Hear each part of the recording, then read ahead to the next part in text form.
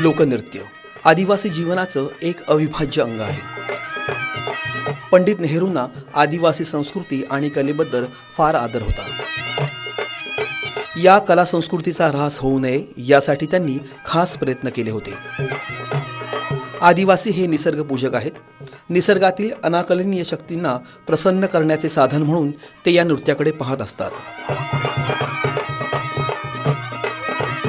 ढोबळमानानं आदिवासी पारंपरिक नृत्याचे 3 प्रकार आहेत। एक शौर्य नृत्य, 2 धार्मिक नृत्य आणि तिसरा आहे सामाजिक नृत्य। ही नृत्य देवाची मूर्ती, पवित्र झाड किंवा बळीचा प्राणी यांच्या भोवती करतात। ताल आणि नाद अंगात संचारल्यावर तो चेहऱ्यावर व्यक्त होतो। त्याचं प्रतिबिंब एकमेकाला दिसावं यासाठी ही लोकनृत्य गोलाकार फेर धरून नाचतात।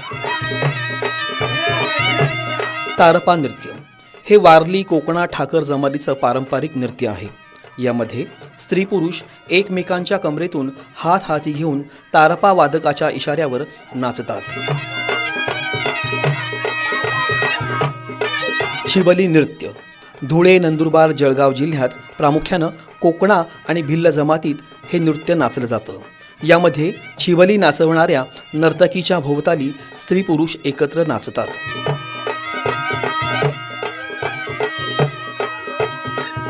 ढोल नृत्य हे नृत्य सामाजिक प्रकारात मोडलं जात असून जव्हार, ठाणे जिल्ह्यात प्रामुख्यानं ठाकर, कोकणा, कातकरी जमातीत हे नृत्य नाचलं जातं।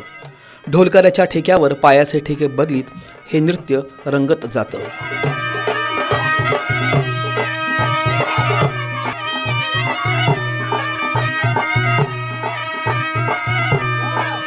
भलरगीत हा गाण्याचा प्रकार असून कोळी, महादेव, ठाकर, कातकरी लोक शेतीची कामं करताना विरंगुळा म्हणून भलरगीत म्हणतात। या गीतात ढोल, मंजिरी, डफ ही वाद्ये वाजवली जातात। गायक भलरगीत म्हणतो आणि इतर त्याला प्रतिसाद देतात।